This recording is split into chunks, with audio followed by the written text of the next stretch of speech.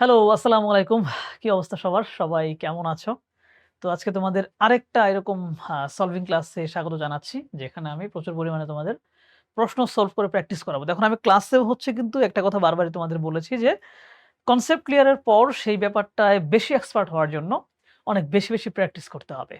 তো আশা করি ক্লাসে যেই পরিমাণ কনসেপ্ট ক্লিয়ার নিয়ে আলোচনা করেছি, ম্যাপ দেখিয়ে বা একেবারে ধরে সেখান থেকে কনসেপ্ট তোমাদের মোটামুটি ক্লিয়ার। নিজের থেকে এখন প্রচুর প্র্যাকটিস করতে হবে। তো আমরা আমাদের জায়গা থেকে গুরুত্বপূর্ণ যে প্রশ্নগুলো বিভিন্ন সময় বিভিন্ন বিশ্ববিদ্যালয়ে এসেছে ভর্তি পরীক্ষার সময় সেগুলো তোমাদের প্র্যাকটিস করিয়ে দিব। আমি আবারও বলছি, এখানে যেই পরিমাণ প্র্যাকটিস আমরা করিয়ে দেব, এর বাইরেও তোমাকে কিন্তু আরো বেশি পরিমাণে প্র্যাকটিস নিজের থেকে করতে হবে। তো আজকের অধ্যায়টা দেখো, আজকে হচ্ছে বাংলাদেশের নদ-নদী নিয়ে হচ্ছে আলোচনা হবে। আলোচনা বলতে নদ-নদী সংক্রান্ত বিগত বছরে অ্যাডমিশনে যে সমস্ত প্রশ্ন এসেছিল সেগুলো আমরা সমাধান করব। তো কথা না বাড়িয়ে আমরা শুরু করি। প্রথম প্রশ্নটা হচ্ছে, দেখো, which river of Bangladesh is famous for hauling eggs of carp like fish?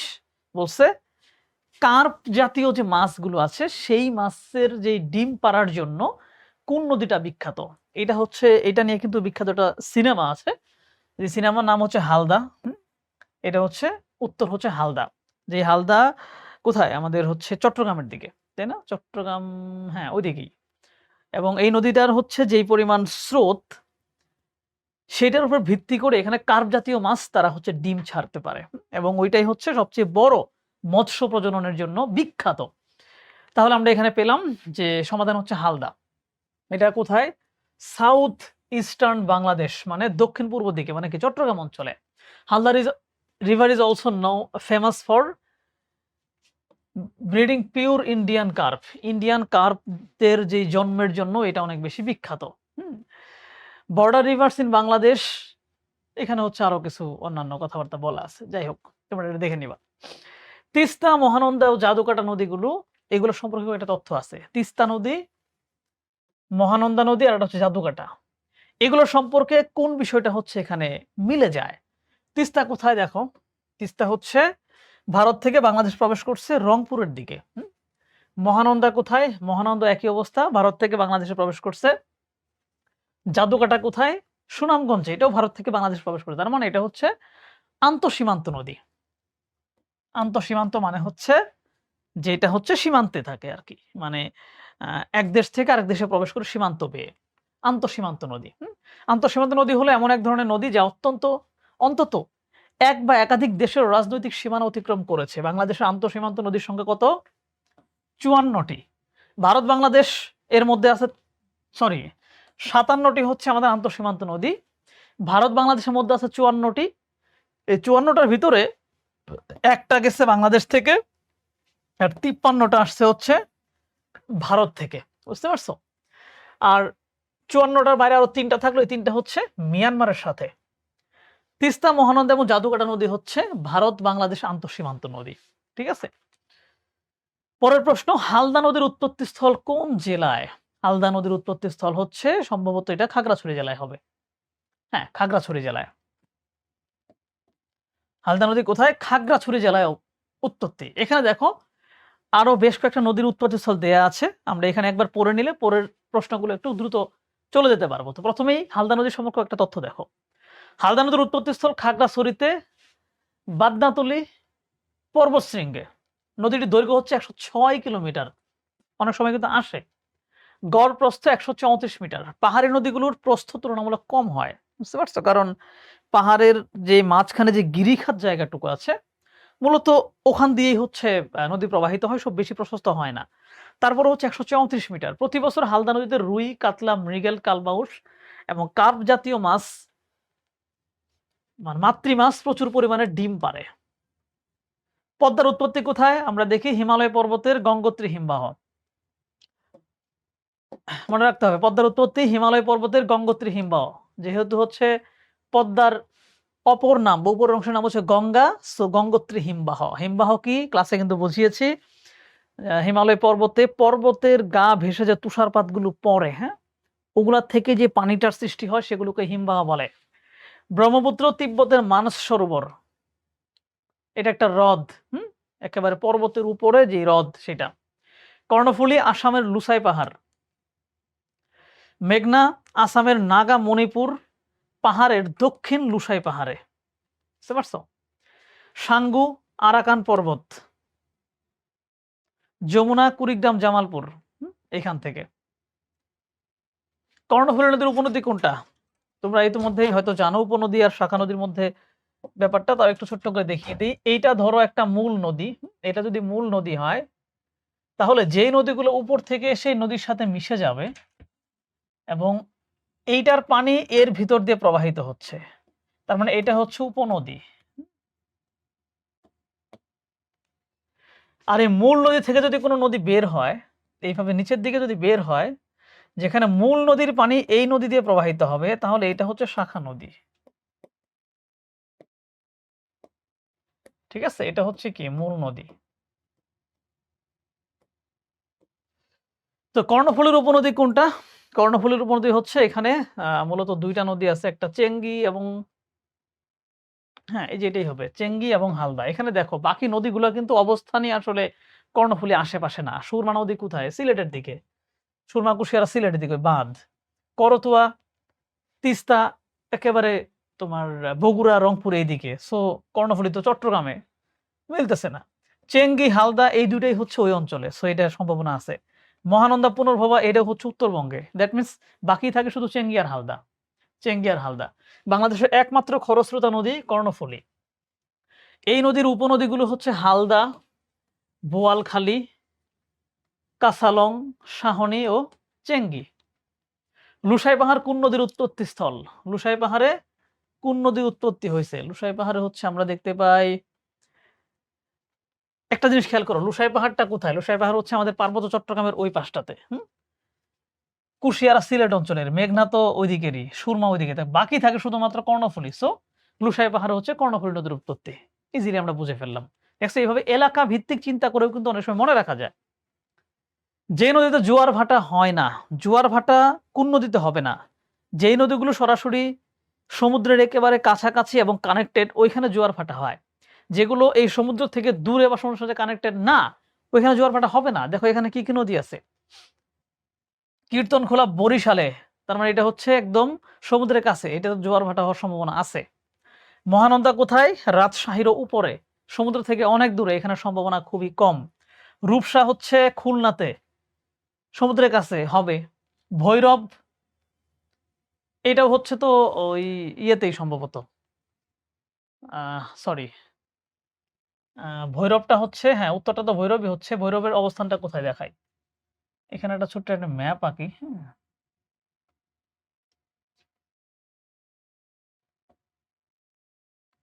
দেখো আমি লোকেশন দিয়ে কিন্তু প্রায় বের করে ফেলছিলাম।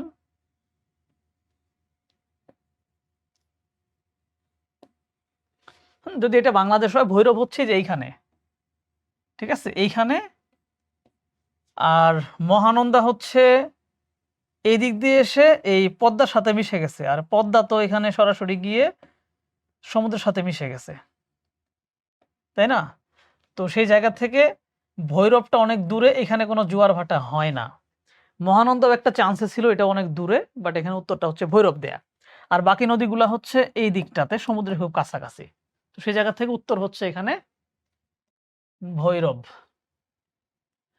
পদ্মা যমুনা ও মেঘনা নদী কোথায় মিলিত হয়েছে? পদ্মা যমুনা মেঘনা কোথায় মিলিত হয়েছে? এই ম্যাপটা দেখো, এটা হচ্ছে যমুনা, এটা হচ্ছে পদ্মা, এই দুইটা মিলে গেল, মিলে আরো সামনে আগায় গেল, এখান থেকে আসছে মেঘনা। এই যে চাঁদপুর, এটা হচ্ছে কোথায়? চাঁদপুর। তার মানে পদ্মা যমুনা মেঘনা এই তিনটা মিলিত হয়েছে মূলত চাঁদপুরে গিয়ে। পদ্মা যমুনা মেঘনা মিলিত হচ্ছে চাঁদপুরে, পদ্মা ও যমুনা মিলিত হয়েছে হচ্ছে এই যে যেটা পদ্মা এবং যমুনা মিলিত হওয়ার পর সেটার নাম হয়েছে পদ্মা। পদ্মা ও মেঘনা মিলিত হওয়ার পর নাম ধারণ করে হচ্ছে মেঘনা। তার মানে বুঝতে পারতেছো, এখান থেকে পদ্মা আসছে, উপর থেকে যমুনা আসছে, মিলে গেল, মিলে তো একটা নদী হয়ে গেল, এর নাম পদ্মাই থেকে গেল। এইভাবে যাওয়ার পর এখান থেকে মেঘনা আসছে, মিলে গেল, মিলে আবার একটা নদী হয়ে নিচের দিকে আসলো, এর নাম আবার মেঘনা হয়ে গেল। বুঝতে পারছো, এখানে হচ্ছে মেঘনা। তার মানে পদ্মা নদী শেষ হয়েছে মূলত কোথায় এসে? চাঁদপুরে এসে শেষ হয়ে গেছে। তো এখানে হচ্ছে আমরা আরো কিছু দেখো, পুরাতন ব্রহ্মপুত্র প্লাস মেঘনা এই দুইটা মিলিত হয়েছে ভৈরব বাজার কিশোরগঞ্জে। যমুনা প্লাস বাঙালি বগুড়াতে, এগুলো একটু তোমরা দেখে নিও। হ্যাঁ, এগুলো হচ্ছে দেখে নিও, আমি তোমাদের মূল প্রশ্নগুলো সলভ করে দিচ্ছি জাস্ট। বাংলাদেশের দীর্ঘতম নদী কোনটা? দীর্ঘতম অনেক লম্বা নদী হচ্ছে কি?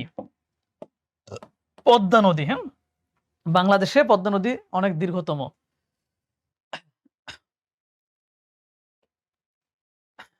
দেশের ৩ বিভাগের ১২টি জেলায় প্রবাহিত নদীটির দৈর্ঘ্য ৩৪১ কিলোমিটার। সব মিলিয়ে দেশে ২২,০০০ কিলোমিটার দীর্ঘ নদীপথ রয়েছে। এটা হচ্ছে আমাদের দেশের টোটাল নদীপথ ২২,০০০ কিলোমিটার। আর পদ্মা নদী ৩৪১ কিলোমিটার, সবচাইতে দীর্ঘ নদী। বৃহত্তম নদী যদি বলা হয় সেক্ষেত্রে হবে হচ্ছে মেঘনা। কারণটা কি? এর গভীরতা, প্রশস্ততা এবং লম্বা, এই ৩টা হিসাব করলে সবার আগায়, সবার উপরে থাকে আর কি। সো যদি বলে বৃহত্তম, প্রশস্ততম বা গভীরতম কিংবা নাব্য নদী বলা হয়, তাহলে মেঘনা হচ্ছে এখানে থাকবে। মেঘনা কেন নাব্য নদী? কারণটা হচ্ছে এখানে ঠিক ধরো আমাদের উত্তরে যে সমস্ত মেঘালয়ের পাহাড় আছে, ওইখান থেকে অনেকগুলো ঝর্ণা প্রবাহিত হয়, বৃষ্টি বেশি হয়। ওই পানিগুলো হাওরের ভেতর দিয়ে প্রবাহিত হতে, হতে কিন্তু মেঘনা দিয়েই প্রবাহিত হয়। সো এইখানে হচ্ছে একটা লম্বা সময় নাব্যতা থাকে। এটাই নাব্য নদী। অধিক চর বেষ্টিত নদী হচ্ছে যমুনা। যমুনায় সবচেয়ে বেশি চর আছে। বাংলাদেশের একমাত্র খরস্রোতা নদী হচ্ছে কর্ণফুলী। বাংলাদেশের আন্তর্জাতিক মানের নদী বা কীর্তিনাশা নদী হচ্ছে পদ্মা। আন্তর্জাতিক মানের নদী হচ্ছে পদ্মা। এটা অনেক বড়, ভারতের বিরাট জায়গা থেকে আসছে। খরস্রোতা হচ্ছে কর্ণফুলী। অধিক চর বেষ্টিত যমুনা। যমুনা নদীর মানে ক্যাটাগরি কেমন জানো? এই যে এরকম করে আসছে, এর ভেতরে ধরো এই যে এখানে চর, এইখানে চর, এদিকে চর, এই চরের ভেতর দিয়ে হচ্ছে বুনন আকারে, হ্যাঁ, নদীটা হচ্ছে প্রবাহিত হয়েছে। বাংলাদেশের যমুনা নদীর দৈর্ঘ্য কত? যমুনা নদীর বাংলাদেশের দৈর্ঘ্য হচ্ছে মূলত ২০৫ কিলোমিটার। বুঝতে পারছো? ২০৫ কিলোমিটার। এখানে যেহেতু ২০০ কিলোমিটার আছে, সো আমরা এইটাকে অ্যান্সার করব। মূলত এটার মূলটা হচ্ছে ২০৫ কিলোমিটার, যেটা বাংলাপিডিয়া তথ্য মতে পাইছি আমরা। যমুনা নদীর উৎস কোথায়? ব্রহ্মপুত্র নদ। ব্রহ্মপুত্র নদ এইভাবে আসছে, বাংলাদেশে প্রবেশ করছে, করে ময়মনসিংহ, জামালপুর হয়ে এইভাবে গিয়ে এই যে মেঘনার এখানে যে মিলিত হইছে। তো এই যে বাংলা, এটা ধরো কুড়িগ্রাম এইভাবে হচ্ছে বাংলাদেশ। এই যে ধরো এরকম বাংলাদেশ। কিন্তু এই নদীটা এই ব্রহ্মপুত্র এসে এইভাবে যাওয়ার পরে ১৭৮৭ সালে যে ভূমিকম্পটা হয়, সেই ভূমিকম্পে এই নদী সোজা প্রবাহিত হতে শুরু করছে। এটা হয়ে গেছে হচ্ছে যমুনা। তার মানে উৎপত্তি হলো কোত্থেকে? ব্রহ্মপুত্র থেকে, তাই না? যমুনা নদীর উৎস হচ্ছে ব্রহ্মপুত্র নদ। যমুনা নদীর মোহনা মানে কোথায় গিয়ে মিলিত হয়েছে? এই যে এখানে পদ্মার সাথে মিলিত হয়েছে। তার মানে মোহনা হচ্ছে পদ্মা। দৈর্ঘ্য ২০৫। যমুনা নদীর পূর্ব নাম, এই যে যেই জায়গা দিয়ে প্রবাহিত হইল ব্রহ্মপুত্র, এই জায়গায় খালের মতো চিকন নদী ছিল, ওইটার নাম ছিল হচ্ছে জোনাই নদী। যমুনা সৃষ্টি হয় ১৭৮৭ সালে ভূমিকম্পের ফলে। Which river is declared as Bangabandhu heritage? Bangabandhu heritage হিসেবে কোন নদীকে ডিক্লেয়ার করা হয়েছে? হালদা রিভার। কোন পানিতে অক্সিজেনের পরিমাণ বেশি থাকে? নদীর পানিতে অক্সিজেনের পরিমাণ বেশি থাকে, কারণ লবণাক্ততা কম। লবণাক্ততা যত কম থাকবে তত হচ্ছে পরিমাণ বেশি থাকবে। নদীর পানির লবণাক্ততা সাগরের পানির চেয়ে কম হওয়ায় নদীর পানিতে অক্সিজেনের পরিমাণ বেশি থাকে। লবণের পরিমাণ কম হওয়ায় পানিতে অক্সিজেনের দ্রবীভূত হওয়ার পরিমাণ বৃদ্ধি পায়। বাংলাদেশের কোন নদী প্রাকৃতিক মৎস্য প্রজনন কেন্দ্র বা ক্ষেত্র হিসেবে পরিচিত? এটা আমরা ইতিমধ্যে বলেই ফেলছি, হালদা। হালদাতেই হচ্ছে প্রাকৃতিক মৎস্য প্রজনন ক্ষেত্র হিসেবে এটা হচ্ছে পরিচিত। হালদা সম্পর্কে আরো কিছু তথ্য ইতিমধ্যে আমরা পড়ে ফেলছি, সো এখন আমরা পড়ছি না। সাদৃশ্য বিবেচনা করে সঠিক উত্তরটি বাছাই করো। এখানে একটা সাদৃশ্য, এরকম অদ্ভুত টাইপের প্রশ্ন মাঝে মাঝে আসে, বুঝতে পারছো? এখানে বলছে গঙ্গা পদ্মা মিলাই দিছে, হ্যাঁ, সামনে আছে বরাক। গঙ্গা থেকে পদ্মা নদী হয়েছে, তাই না? মানে গঙ্গা যখনই হচ্ছে বাংলাদেশে প্রবেশ করলো, তারপর এটা হয়ে গেল পদ্মা। আর বরাক নদী যখন বাংলাদেশে প্রবেশ করছে, তখন এটা হয়ে গেছে মেঘনা। তার মানে বরাকের সাথে তাহলে এখানে মেঘনাটা হচ্ছে মিলে যাচ্ছে। The Teesta river has originated from. Teesta নদী কোত্থেকে হয়েছে? আমরা জানি সিকিমের। তো সিকিমের কোন লেক থেকে আসছে? এই যে TSO লামো লেক, এই লেক থেকে এটার উৎপত্তি আমরা দেখতে পাই। তিস্তা নদী নিয়ে কয়েকটা তথ্য এখানে দেখো। তিস্তা নদীর উৎপত্তি হচ্ছে সোলামো লেক, ওই টিএসও, এটার নাম হচ্ছে সোলামো, হ্যাঁ, সোলামো লেক থেকে। দৈর্ঘ্য ৩১৫ কিলোমিটার, আর বাংলাদেশ অংশ সম্ভবত ১৪৫ কিলোমিটার বা এরকম। প্রবাহিত অঞ্চল ভারতের সিকিম, পশ্চিমবঙ্গ এবং বাংলাদেশ। সিকিম ও উত্তরবঙ্গের জীবনরেখা হচ্ছে তিস্তা নদী, কারণ ওই জায়গায় সবচেয়ে গুরুত্বপূর্ণ নদী হচ্ছে এইটা। তিস্তা নদী মিলিত হয়েছে ব্রহ্মপুত্রের সাথে। বুঝতে পারছো? ম্যাপে কিন্তু দেখাইছি তোমাদের কোন নদী কোথায় গেছে। বাংলাদেশের ব্রহ্মপুত্র নদ কি নামে পরিচিত? মানে ব্রহ্মপুত্র নদ বাংলাদেশে কি চলে আসছে? যমুনা হয়ে গেছে, তাই না? এই যে এভাবে ঢুকে এদিকে যাওয়ার সময় আবার কি যে সোজা চলে আসছে, এটার নাম হয়ে গেছে যমুনা। বাংলাদেশে প্রবেশ করার পরে কিছুকাল ব্রহ্মপুত্র ছিল, আর এটা হয়ে গেছে পুরাতন ব্রহ্মপুত্র, আর বাকিটা হয়ে গেছে যমুনা। তথ্য দেখো, ব্রহ্মপুত্রের পূর্ব নাম এবং বর্তমান নাম। পূর্ব নাম ছিল লৌহিত্য, বর্তমানে আমাদের এখানে সবচেয়ে বড় ধারাটাই হচ্ছে যমুনা। হাকালুকি কি? হাকালুকি হচ্ছে একটা হাওর, সিলেটের এবং বাংলাদেশের সবচেয়ে বড় হাওর হচ্ছে Hakaluki. Which river has been declared as a world river heritage? বলছে পৃথিবীর ওয়ার্ল্ড রিভার হেরিটেজ, বিশ্ব নদী ঐতিহ্যের মধ্যে কি, যে হালদা, মনে করো এই টাইপের যেই সমস্ত নাম টাম দেখবা যে হেরিটেজ মেরিটেজ কি হয়েছে না হয়েছে, একটা বড় সম্ভাবনা আছে সেটা উত্তর হালদা হয়ে যাওয়ার। ঠিক আছে, এটা মাথায় রাখবা। Where has Surma and Kushiyara amalgamated? Amalgamated মানে কি? মানে মিলে যাওয়া। সুরমা এবং কুশিয়ারা কোথায় মিলে গেছে? সুরমা এবং কুশিয়ারা আজমিরিগঞ্জে মিলে গেছে, সিলেটের। মানে ইন্ডিয়ার হচ্ছে বরাক নদী এরকম দুইটা ভাগে ভাগ হয়েছে, একটা সুরমা একটা কুশিয়ারা, সিলেটের মধ্যে দিয়ে প্রবেশ করে আবার এভাবে মিলে গেছে। মিলিত ধারার সাথে এদিক থেকে আসছে ব্রহ্মপুত্র, ঠিক আছে, মেলার পরে এটা হয়ে গেছে ধীরে ধীরে মেঘনা। তো এই যে যেখানে মিলিত হয়েছে এটা হচ্ছে আজমিরিগঞ্জ, আর ব্রহ্মপুত্র সহ এসে যেখানে মিলিত হয়েছে হচ্ছে ভৈরব বাজার। ঠিক আছে, okay. Ajmiriganj. Which river of Bangladesh is famous for hauling eggs of carp like fish? এটা একবার পড়ে ফেলছে হালদা, এই প্রশ্নটা ডাবল হয়ে গেছে। বাংলাদেশ ও ভারতের মধ্যে অভিন্ন নদীর সংখ্যা কতটি?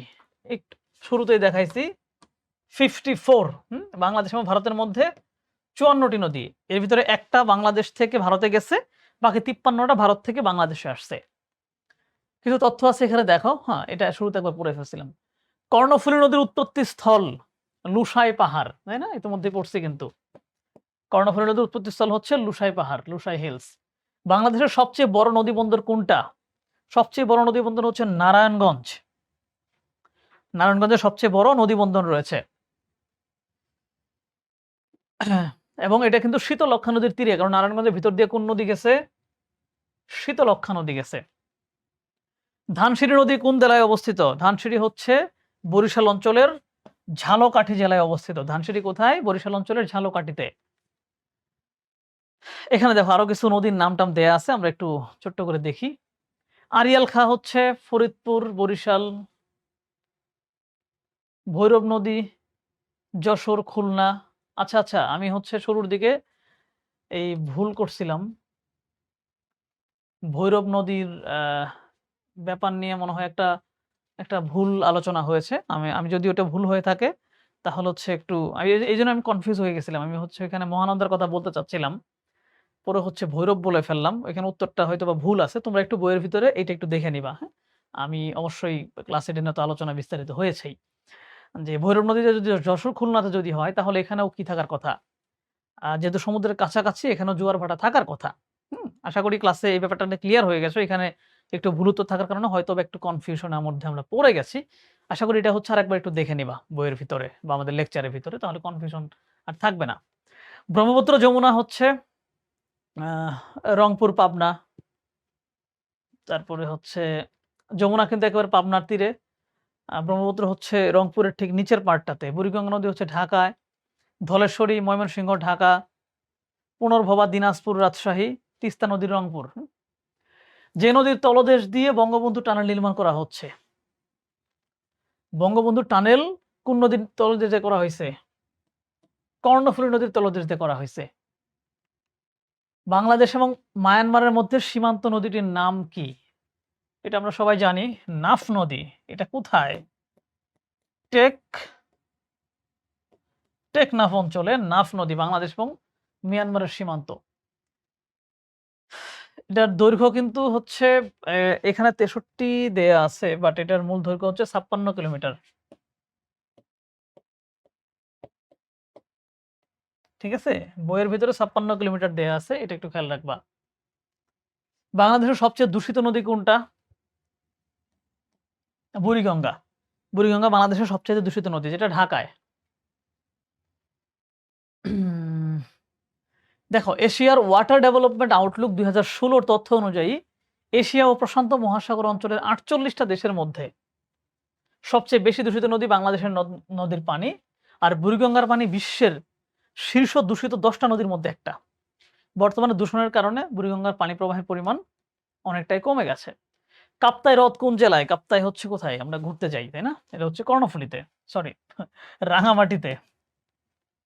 এবং কর্ণফুলী নদীতে বাঁধ দেওয়ার ফলেই কিন্তু কাপ্তাই হ্রদের সৃষ্টি হয়েছে। ফারাক্কাবাদ বাংলাদেশ সীমান্ত থেকে কত দূরে অবস্থিত? ১৬.৫ কিলোমিটার। ফারাক্কাবাদ ১৬.৫ কিলোমিটার দূরে অবস্থিত বাংলাদেশের সীমান্ত থেকে। দেখো, এখানে হচ্ছে কিছু বিস্তারিত কথাবার্তা বলা আছে এই বাঁধ সম্পর্কে, আমরা একটু দেখার চেষ্টা করি।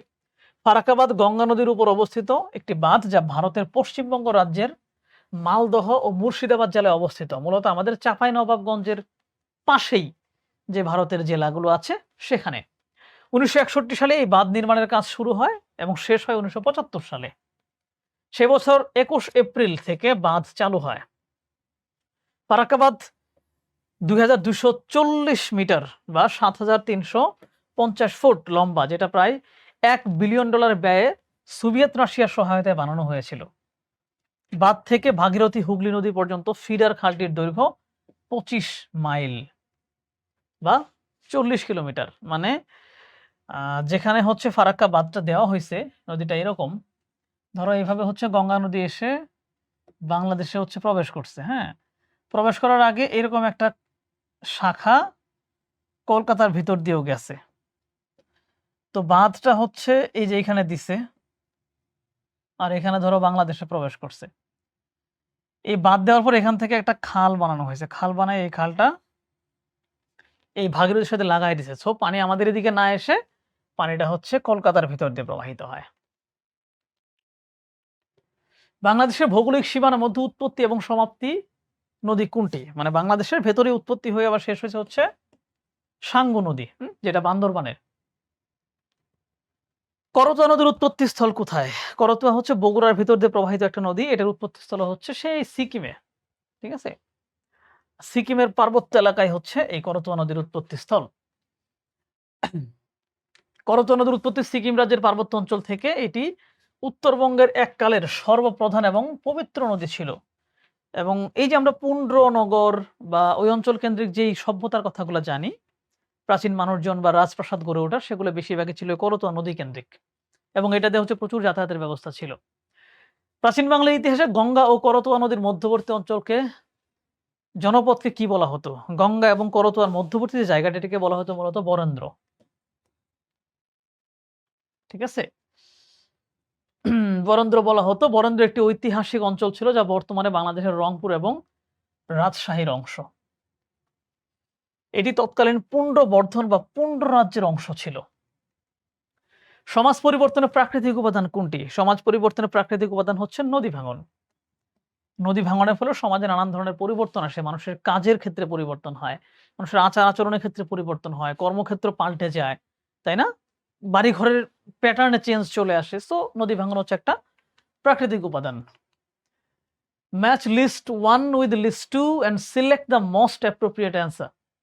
বলছে লিস্ট 1 এ এখানে প্লেস দেওয়া আছে, যার সাথে ঢাকা, মানিকগঞ্জ, খুলনা।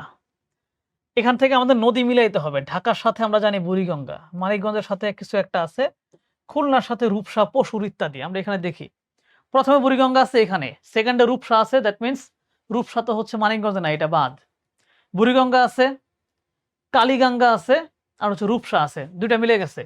ঢাকারটা মিলছে আর খুলনারটাও মিলছে, তাই এটা মিলার সম্ভাবনা অনেক বেশি। তারপরেরটা আছে বুড়িগঙ্গা, পদ্মা। পদ্মা তো মানিকগঞ্জে না, ওটা বাদ দিয়ে দিলাম। বুড়িগঙ্গা, যমুনা, মানে পদ্মা, সরি পদ্মা কিন্তু মিলে গেছে, পদ্মা মানিকগঞ্জে আছে, বাট ব্রহ্মপুত্র তো হচ্ছে খুলনাতে নাই। নিচেরটা তো হচ্ছে ব্রহ্মপুত্র, তার মানে এটাই মিলতেছে। বুড়িগঙ্গা, কালীগঙ্গা আর রূপসা। ঠিক আছে, ঢাকার সাথে হচ্ছে বুড়িগঙ্গা, মানিকগঞ্জে কালীগঙ্গা, খুলনার সাথে হচ্ছে রূপসা। বুড়িগঙ্গা, কালীগঙ্গা, রূপসা। বাংলাদেশ হতে ভারত গিয়ে পুনরায় বাংলাদেশে প্রবেশ করেছে কোন নদী? বাংলাদেশ থেকে পুনরায়, মানে প্রথমে ভারতে গেছে, পরে আবার বাংলাদেশে আসছে, সম্ভবত আত্রাই, আত্রাই নদী। বাংলাদেশ দেখো, এই ব্যাপারগুলো নিয়ে কিন্তু ক্লাসে তোমাদেরকে একেবারে ধরে, ধরে দেখাইছি, ম্যাপ দেখিয়ে, দেখিয়ে বুঝাইছি কোন নদী কেমনে, কেমনে গেল। সো এখানে আমি বিস্তারিত ব্যাখ্যা দিচ্ছি না, জাস্ট তোমাকে প্রশ্ন সলভ করে দিচ্ছি, ঠিক আছে? এবং প্রশ্নগুলো নিজে থেকেই সলভ করতে হবে। অনেকে করতে চাও না, সেই জায়গা থেকে তোমাদেরকে হচ্ছে আমরা নিজেরাই সলভ করে দিচ্ছি, যাতে আরো বেশি প্রশ্ন তুমি নিজে থেকে সলভ করো, সেটা আমরা প্রত্যাশা করব। বাংলাদেশের কোন নদীর মোহনায় নিঝুম দ্বীপ অবস্থিত? নিঝুম দ্বীপ কোথায়? নোয়াখালীর একেবারে শেষ মাথায়। সো এখানে নদী শেষ হয়েছে কোনটা? মেঘনা নদী। হো, তারপরে দেখো, হ্যাঁ, মেঘনা নদী। উল্লিখিত নদীসমূহের কোনটি মায়ানমার এবং বাংলাদেশের মধ্যে সীমানা তৈরি করেছে? এটা আগেই পড়ে ফেলছি, নাফ নদী। দৈর্ঘ্য হচ্ছে 56 কিলোমিটার, নাফ নদী। পদ্মা নদীর শাখা নদী কোনটা? মানে পদ্মা থেকে বের হইছে কোনটা? মধুমতি। তিস্তা তো বের হয় না, করতোয়া বের হয় না, ধরলাও। এই তিনটা নদী হচ্ছে উত্তরবঙ্গের, আর পদ্মা তো হচ্ছে মধ্য দিকে আসছে, সো মধুমতি। আরো কয়েকটা নদী আছে দেখো, পদ্মার শাখা নদী, মধুমতি, আড়িয়াল খাঁ, ভৈরব, তারপর যে সরাই, বড়াল, ইসামতি, কুমার, মাথাভাঙ্গা, এগুলা পদ্মা নদীর শাখা নদী। তিস্তা নদীর উৎপত্তি স্থল আমরা ইতিমধ্যে বলে ফেলছি, এটা হচ্ছে সিকিমে। কোনটি পদ্মার উপনদী, মানে পদ্মাতে এসে মিলেছে? এটা হচ্ছে পুনর্ভবা। কুমার, মাথাভাঙ্গা, গড়া, এগুলা পদ্মা থেকে বের হইছে, আর পুনর্ভবা পদ্মাতে এসে মিলছে। মানে পুনর্ভবা পদ্মার উপরের নদী, আর বাকিগুলো হচ্ছে নিচের থেকে বের হইছে, নিচের থেকে বের হইছে পুনর্ভবা। বাংলাদেশের বৃহত্তম নদী কোনটি? বৃহত্তম বলছে, বৃহত্তম হচ্ছে মেঘনা। কারণটা কি? প্রশস্ততা, গভীরতা ইত্যাদিতে হচ্ছে মেঘনা এগিয়ে আছে। বৃহত্তম হচ্ছে মেঘনা, ঠিক আছে? আর দীর্ঘতম নদের কথা বললে আমাদের ব্রহ্মপুত্র নদ বলতে হবে। কুমিল্লার দুঃখ হচ্ছে গোমতী। খরস্রোতা নদী হচ্ছে কর্ণফুলী। নিচের কোন ক্রমটি যুক্তিযুক্ত, মানে কোন ধারাটি ঠিকঠাক আছে? আমরা দেখি, তিস্তা, ধরলা, বংশী, সুরমা, কুশিয়ারা, কালনী, ধলেশ্বরী, বুড়িগঙ্গা, সারু, কর্ণফুলী, হালদা, আত্রাই। একটু কনফিউজিং। তিস্তা, ধরলা, বংশী এটা হবে না। সুরমা, কুশিয়ারা, কালনী এটা হতে পারে, এটাও হতে পারে। আমরা দেখি, হ্যাঁ, সুরমা, কুশিয়ারা, কালনী, মানে মানে ব্যাপারটা হচ্ছে এরকম, সুরমা আর কুশিয়ারা মিলে কালনী নদী হয়েছে, একটু আগে তোমাদের ম্যাপে দেখাইছি। আর বাকিগুলো আসলে এরকম মিলে কিছু হয় নাই। কর্ণফুলী, হালদা, আত্রাই, কর্ণফুলী থেকে এই দুইটা নদী বের হয়েছে। সরি, আত্রাই না, আত্রাই ওখানে নাও থাকতে পারে, আত্রাই এটা অন্য জায়গার। কর্ণফুলী, হালদা। তিস্তা, ধরলা তো উত্তর দিকের, বংশী আবার অন্য জায়গার। ধলেশ্বরী, বুড়িগঙ্গা ঢাকা অঞ্চলের, সারু আবার অন্য জায়গার। সো সুরমা, কুশিয়ারা, কালনীটাই হচ্ছে মিলতেছে। সুরমা, কুশিয়ারা মিলিত হয়ে কালনী নাম ধারণ করে। 3 বিঘা করিডোর কোন নদীর তীরে অবস্থিত? 3 বিঘা করিডোর কোথায়? লালমনিরহাটের দিকে, হ্যাঁ, একেবারে উত্তরের দিকে। আর ওই উত্তর অঞ্চলে, রংপুর অঞ্চলের নদী হচ্ছে তিস্তা। সো তিস্তাই উত্তর হবে, কারণ বাকি 3টা নদী একটাও উত্তর অঞ্চলের না, সো বাকিগুলো উত্তর হবেও না। তিস্তা নদী। পদ্মা নদীর উৎস কোথায়? বলে ফেলছি কিন্তু, হিমালয়ের গঙ্গোত্রী হিমবাহ। সো এটার ব্যাখ্যা দেব না। তারপরে হচ্ছে এখান থেকে অনেক কিছু আছে, তোমরা একটু এগুলো দেখে নিবা। বাকল্যান্ড বাঁধ কোন নদীর তীরে অবস্থিত? বাকল্যান্ড বাঁধ হচ্ছে মূলত ঢাকায়, তাই না? এটা হচ্ছে বুড়িগঙ্গায়, বুড়িগঙ্গায়। বাকল্যান্ড বাঁধ, বুড়িগঙ্গা। তিস্তা বাঁধ প্রকল্প, গঙ্গা, তিস্তা বাঁধ প্রকল্প, এটা তো হচ্ছে তিস্তাই হবে। মাঝে মাঝে ভুল করে ফেলছে মনে হচ্ছে। ফারাক্কা বাঁধ গঙ্গায়, টিপাইমুখ বাঁধ হচ্ছে বরাক। রামপাল বিদ্যুৎ কেন্দ্র কোন নদীর তীরে অবস্থিত? রামপাল বিদ্যুৎ কেন্দ্র হচ্ছে মূলত পশুর নদীর তীরে, নাকি? হ্যাঁ, পশুর নদীর তীরে। কয়লা ভিত্তিক বিদ্যুৎ কেন্দ্রের অবস্থান রামপাল, বাগেরহাট। এটা পশুর নদীর তীরে, আর পশুর নদীর তীরে কিন্তু আমাদের মংলা বন্দর অবস্থিত। তাই না? মংলা বন্দরে অবস্থিত। সুরমা এবং কুশিয়ারা কোন নদীর উপনদী? মানে সুরমা এবং কুশিয়ারা কোন নদীতে এসে পড়ছে? আমরা জানি এটা মেঘনা নদীতে এসে পড়ছে। মানে এটা যদি আমি সহজভাবে বলি, সুরমা কুশিয়ারা এসে মিলিত হয়ে তারপর এখান থেকে মেঘনা নাম ধারণ করে। তার মানে মেঘনা নদী যদি এখান থেকে হয়, তাহলে এই ২ টা নদী এসে আল্টিমেটলি মেঘনা নদীতে পড়ছে। সো এটা হচ্ছে উপনদী, মেঘনার উপনদী। মেঘনার উপনদী। চাঁদপুরে এসে মিলিত হয়েছে পদ্মা, মেঘনা, যমুনা। কই? পদ্মা, মেঘনা, সুরমা, পদ্মা, মেঘনা, ব্রহ্মপুত্র, পদ্মা, মেঘনা, কুশিয়ারা। উপরে কোনটিই নয়। এটা তো কোনটিই হচ্ছে না। চাঁদপুরে তো ৩ টা নদী। হ্যাঁ, উপরে কোনটিই নয়। পদ্মা, মেঘনা, যমুনা এই ৩ টা চাঁদপুরে এসে মিলিত হইছে। পদ্মা নদীর উৎপত্তি স্থল কোথায়? এটা তো কতবার আর পড়ব। গঙ্গোত্রী হিমবাহ। পদ্মা কি ধরনের নদী? পদ্মা এঁকে বেঁকে আসছে। হ্যাঁ, এঁকে বেঁকে আসছে। এজন্য বলা হয় সর্পিল। আবার পদ্মার ভেতরে কিন্তু অনেক চর আছে। চর থাকলে চরের ভেতর দিয়ে আশপাশ দিয়ে আসলে এটাকে বলা হয় বিনুনি। আর এঁকে বেঁকে আসলে বলা হয় সর্পিল। তাই বলা হচ্ছে এটা ২ টাই ঠিক। বুঝতে পারছো? এটুকু যদি পড়ে নাও তাহলে আশা করি বুঝে ফেলবা যে আসলে কি হইছে। ক্লাসে তো ব্যাপারগুলো নিয়ে আলোচনা করছি। যমুনা কোন ধরনের নদী? যমুনা কিন্তু আঁকাবাঁকা হয়ে আসে নাই। ও কিন্তু সোজা আসছে। সমস্যা হচ্ছে ওর ভেতরে এরকম চর, এরকম চরের আশপাশ দিয়ে আসছে। এই আঁকাবাঁকা হয়ে আসছে। তাই এটাকে বলা হচ্ছে বিনুনি। হ্যাঁ, এটা দেখে নিও। যে কারণে বাংলাদেশের বহু নদী হারিয়ে যাচ্ছে। কেন হারিয়ে যাচ্ছে? তলদেশ ভরাট হয়ে যাচ্ছে। তলদেশ কেন ভরাট হয়? পলি জমতে। হ্যাঁ? বাংলাদেশে বহু নদী হারিয়ে যাচ্ছে নদীতে অতিরিক্ত পলি জমার কারণে। কর্ণফুলী নদীর শাখা নদী কোনটা? মানে কর্ণফুলী থেকে বের হইছে। কোন নদী? হালদা। হ্যাঁ, হালদা। আচ্ছা, এই যে হালদা। কর্ণফুলী থেকে বের হইছে হচ্ছে হালদা নদী। সরি। হুম। এখানে আবার কি লেখছে দেখো, এখানে লেখছে উপনদী লিখে ফেলছে।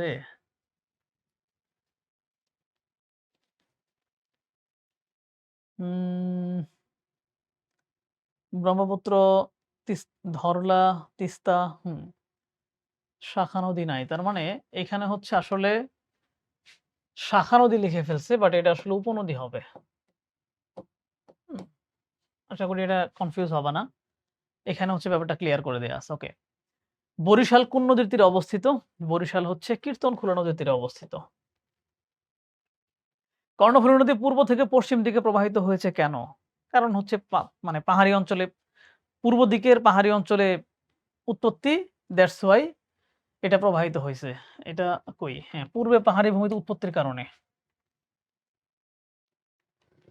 তিস্তা নদী যমুনা নদীর সাপেক্ষে একটি, তিস্তা এইভাবে, তিস্তা এই দিক থেকে এসে এইখান থেকে যমুনা যে চলে গেছে এর সাথে মিলিত হইছে। তার মানে তিস্তার পানি যমুনা দিয়ে প্রবাহিত হয়।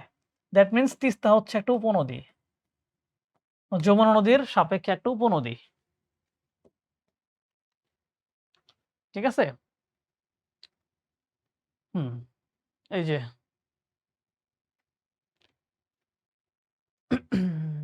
তিস্তা কি লেখা আছে এখানে? যমুনার উপনদী হচ্ছে, হ্যাঁ, এই যে লেখা আছে। ২০১৫ সালে ঘোষিত নতুন নদীবন্দর কোনটা? নতুন একটা নদীবন্দর হয়েছে ২০১৫ সালে নরসিংদীর ঘোড়াশালে।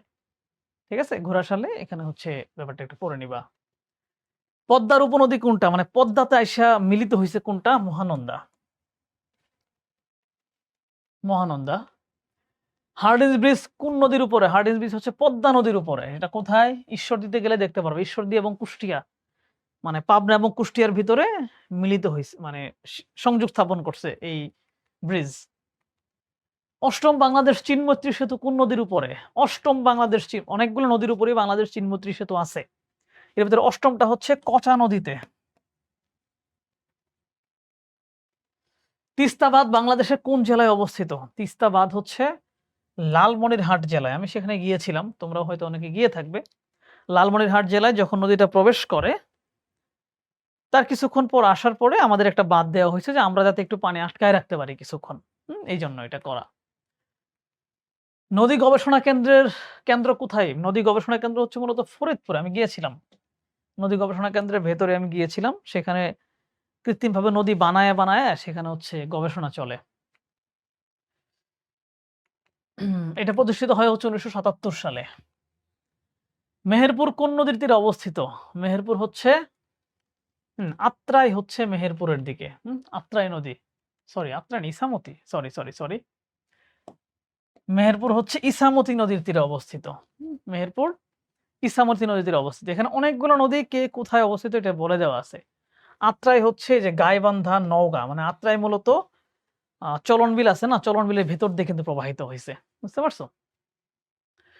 গুরুত্বপূর্ণ হচ্ছে এই যে বগুড়া, করতোয়া নদীর তীরে অবস্থিত। এগুলো অনেক বেশি আসে। বাংলা বান্ধা কিসের তীরে? মহানন্দা নদীর তীরে। এগুলা। টুঙ্গিপাড়া হচ্ছে মধুমতির তীরে। তারপরে গোপালগঞ্জ মধুমতির তীরে ইত্যাদি। নরসিংদী কোন নদীর তীরে অবস্থিত? নরসিংদী হচ্ছে শীতলক্ষ্যা নদীর তীরে অবস্থিত। নরসিংদী, নারায়ণগঞ্জ এগুলো শীতলক্ষ্যা নদীর তীরে অবস্থিত। শেরপুর কোন নদীর তীরে অবস্থিত? শেরপুর হচ্ছে কংস নদীর তীরে অবস্থিত। শেরপুর কংস নদীর তীরে অবস্থিত। ব্রাহ্মণবাড়িয়া জেলায় কোন নদী অবস্থিত? ব্রাহ্মণবাড়িয়া জেলায় হচ্ছে তিতাস নদী অবস্থিত। তিতাস কিসের? মেঘনা নদীর একটা শাখা নদী হচ্ছে তিতাস। লালন শাহ সেতু কোথায়? হার্ডিঞ্জ ব্রিজের ঠিক পাশেই হচ্ছে লালন শাহ। তাহলে হার্ডিঞ্জ ব্রিজ যদি পদ্মা নদীতে হয়, লালন শাহ হবে পদ্মা নদীতেই। ক্লিয়ারলি অনেকগুলো বলা আছে। রবীন্দ্র স্মৃতি বিজড়িত পথিসর কোন নদীর তীরে অবস্থিত? পথিসর হচ্ছে সম্ভবত আত্রাই। হ্যাঁ, আত্রাই। পথিসর হচ্ছে আত্রাই নদীর তীরে অবস্থিত। আত্রাই কোথায়? নওগাঁ জেলায়। নওগাঁতে রবীন্দ্রনাথ অনেকবার গিয়েছিলেন, হ্যাঁ? এবং এটার তীরেই তার যেই পথিসরের নাগর নদীর তীরে অবস্থিত। তবে তা আত্রাই উপজেলারই অংশ। এইজন্য আত্রাই বলা হচ্ছে। দেখো match 1 list with list 2 and select the most appropriate answer. List 1 এ প্লেস দিছে বরিশাল, রাজশাহী, সিলেট। তাহলে বরিশালে নদী আছে, রাজশাহীতে সীমান্ত আছে, সিলেটেও সীমান্ত আছে।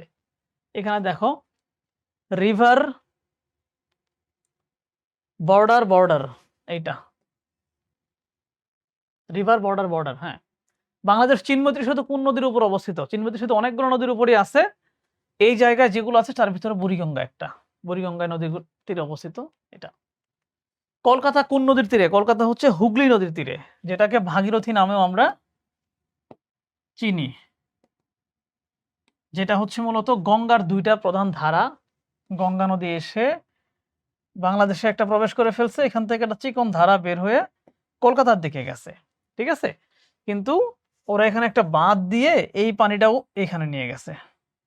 এইজন্য ভাগীরথীতে অনেক পানি প্রবাহিত হয় আর আমাদের এখানে পানি কম আসে। পদ্মার উপনদী নয় কোনটি? উপনদী নয় কোনটা? ধরলা হচ্ছে উত্তরবঙ্গের নদী, সো এটা পদ্মার উপনদী হবে না। সো ধরলা হচ্ছে তিস্তার উপনদী, সরি ব্রহ্মপুত্রের উপনদী। আর মহানন্দা, কুলিক এগুলো হচ্ছে হয়ে যাবে। টিপাইমুখ ভারতের কোন রাজ্যে অবস্থিত? টিপাইমুখ হচ্ছে ভারতের মণিপুর রাজ্যে অবস্থিত। বুঝতে হবে টিপাইমুখ হচ্ছে মূলত বরাক নদীর উপরে দেয়া, যেটা মেঘনাতে এসে পড়ছে। আর সিলেটের ওই অঞ্চল থেকে অনেক দূরে ভারতের মণিপুর, প্রায় ১০০ কিলোমিটার দূরে সিলেট সীমান্ত থেকে। কোন নদীগুলো বাংলাদেশের? নদীগুলো বাংলাদেশের কোন নদী দেখো? কালীগঙ্গা, ইছামতি, শীতলক্ষ্যা, কীর্তনখোলা। হুগলি তো আমাদের নদী না, খ নাম্বার বাদ। ভাগীরথী আমাদের না, এটাও বাদ।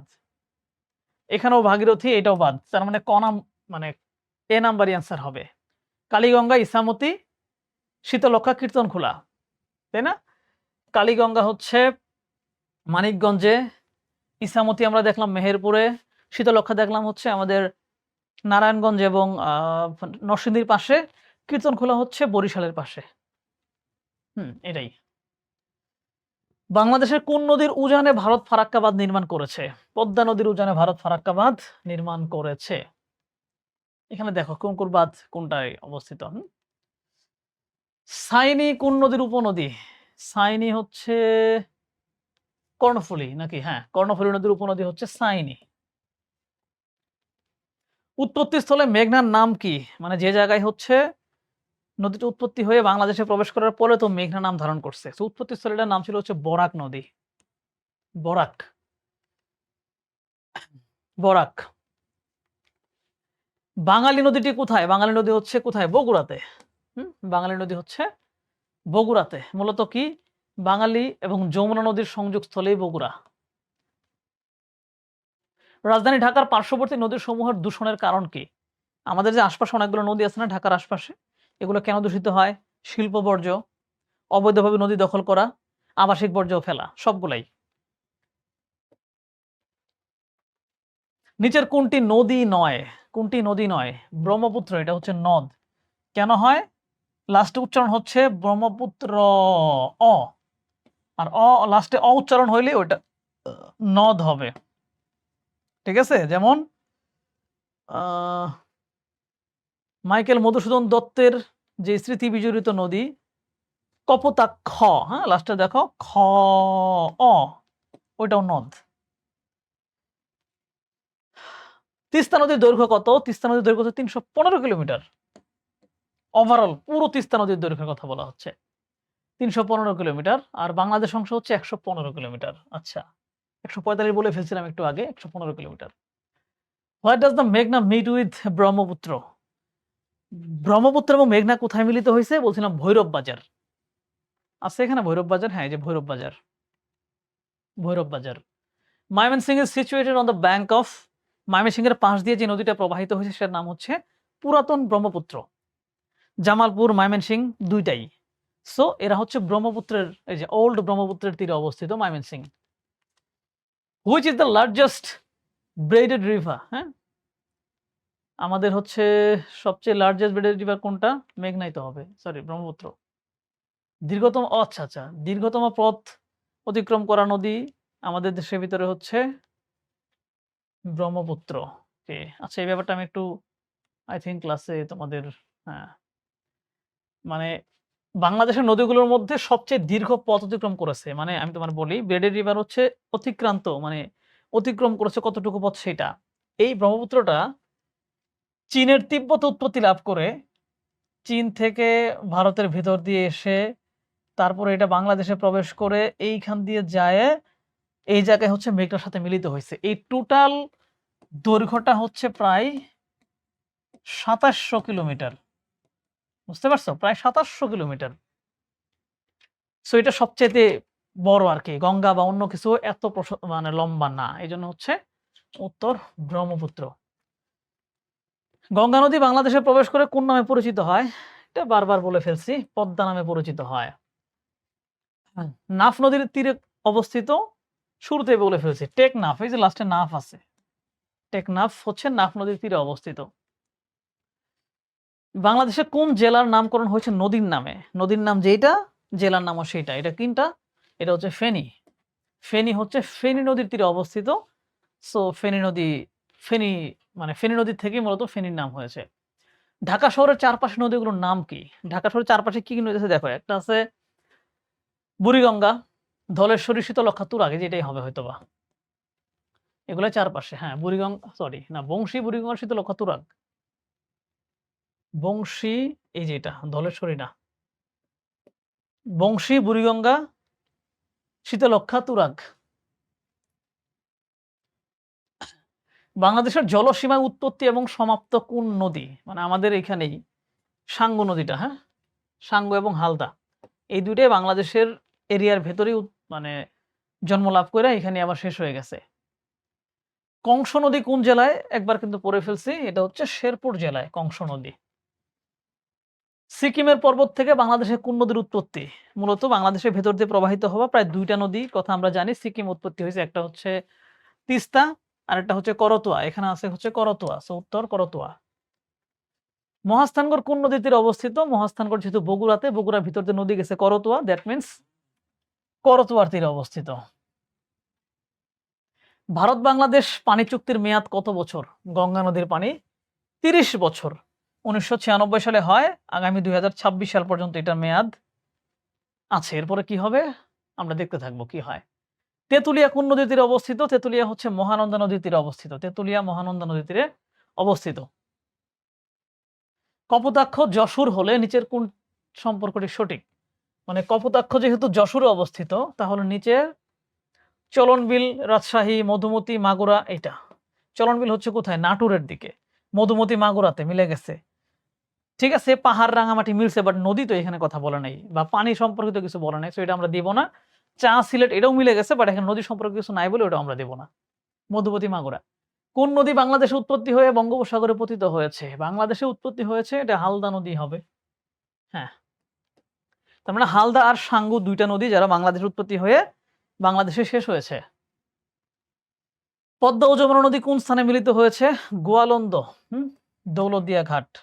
উপরে থেকে আসছে হচ্ছে যমুনা, এই পাশ থেকে আসছে পদ্মা। এই যে মিলিত হইছে।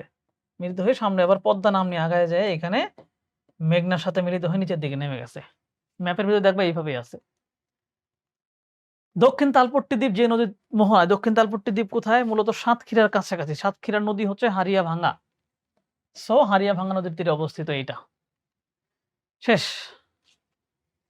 ওকে, তার মানে হচ্ছে নদী, নদ-নদী সম্পর্কিত, নদী-নালা সম্পর্কিত অনেকগুলো প্রশ্ন আমরা চেষ্টা করলাম সমাধান করে দেয়ার। এবং তোমাকে আমি বারবার যেটা বলি যে নিজে, নিজে প্রচুর পরিমাণে প্র্যাকটিস করতে হবে। সো এটা তো আমি করেই দিলাম এবং এইটা করাই শেষ কথা না। তুমি যদি এটা দেখে থাকো অথবা না দেখে থাকো, যেমনি থাকো না কেন নিজে, নিজে প্রচুর প্র্যাকটিস করবা এবং সেই প্র্যাকটিস বেশি করলেই বেশি করে হচ্ছে তোমার আয়ত্তে সব চলে আসবে। ঠিক আছে? পরের ক্লাসে বা পরের এরকম একটা সলভিং এ তোমাদের সাথে আবার দেখা হবে। বাই।